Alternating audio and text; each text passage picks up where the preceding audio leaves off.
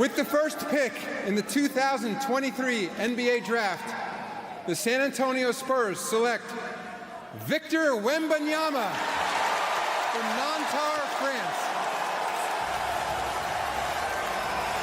Victor Wembanyama sharing this moment with his family.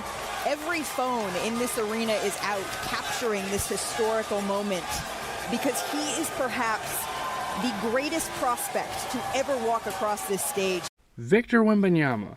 Victor Wemby, an alien in a basketball jersey, whatever you want to call him, is a modern spectacle in the sports world and is the talk of the town, as he just finished dropping 38 points in his 5th NBA game. Yeah, I said it right. 38 points. Standing in at 7'4" with an 8-foot wingspan, it is quite hard to miss him. Fans worldwide are marveling at how a player as tall as Boban Marjanovic has the offensive play style of Kevin Durant, one of the best NBA scorers ever. Victor Wembanyama is the 10th tallest player in NBA history at 7'4" and 5.5" exactly. Looking at the players that are ahead of him in the height category, with the exception of Yao Ming, you could probably conclude that height isn't everything. However, none of these players were as versatile and had as much potential as Wemby has now, and I'm going to show you why. So just quickly going through this list of tallest players, Georgi Murasan only had 3 prime years in the NBA and some professional experience overseas. Manute Bol was a top 20 blocker in NBA history but didn't score more than 4 points a game at any point of his 13-year career. Taco Fall barely lasted 3 years in the association. Slavko Vrains got drafted but didn't play a single NBA minute. Sean Bradley was a solid big man who had 6 to 7 good years in his 13-season career. Obviously, Yao Ming was the exception, as said before.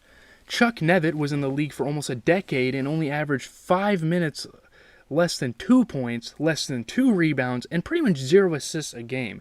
Not even a block either, and he was 7'5". Pavel Podkolzin only played 6 games in a very forgettable 2 seasons in the league where he averaged under a point, under 2 rebounds, and didn't have a single assist and only 1 block. Sim Bhullar only played 1 year in the NBA, and although his name is kind of prominent in the hardcore NBA fandom, he didn't average more than 1 of any single major stat in his career. So what makes Victor Wembanyama so good, and why is it so difficult for him to fail? Well, the guy is only 19, younger than me, and is averaging 16, 7, and 1 in his first 4 games, not counting the 38-point performance he just had, shooting over 45%, which isn't great, but he shoots on all 3 levels, which is something none of the tall players I named could do effectively. You can say I'm overreacting, yeah, it's only 5 games into his career, but I'm already listing stat lines that are better than half of the big men that I just mentioned earlier. And the reason why I bring up height so much is because people always say this thing that, oh, he's 7'4", he should be doing this. Well, look at everyone else who is taller than him. Another thing to add is that he's been playing professional basketball since he was 15, when he started off on Nanterre 92 and gained prominence playing in the LNB Pro A Basketball League for Metropolitans 92, where he was the best scorer, defender, and MVP of the league. Also, in the U16 European FIBA Championship, he averaged 9 points, 10 rebounds, and 5 blocks a game at 16 years old, going against some of the best 16-year-olds in Europe. He made an even bigger jump in the U19 tournament, averaging 14 blocks, 7 rebounds, and 6 blocks a game. He played a World Cup qualifier against Lithuania where he scored 20 points and grabbed 9 rebounds. To the average American NBA fan, this may not sound impressive, but considering Europe has created some of the greatest players ever, like Dirk Nowitzki, Giannis, Jokic, the list goes on, and way more. Victor's Euro resume is stacking up very well. There's a reason he was the number 1 pick in the draft.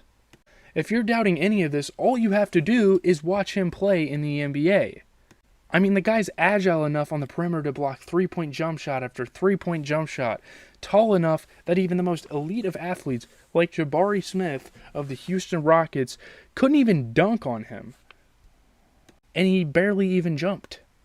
There's a reason he's up there with names like LeBron James, Zion Williamson, Luka Doncic as one of the most hyped draft prospects in NBA history. And sure, the Spurs aren't a great team, so his stats may be a little overshadowed by that, but let's see what happens when there's a great young core built around one of the greatest NBA coaches ever, Greg Popovich.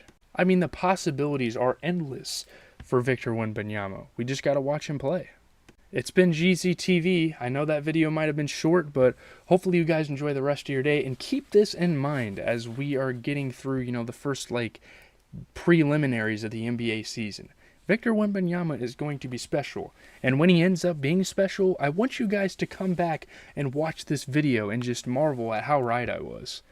Okay, that was a little arrogant, but man, only time will tell. I think Victor Wembanyama has potential to be possibly, I don't know where I'm putting him. You saw it for yourself. 38-10 against Kevin Durant. Man, watch out, guys. I'm out.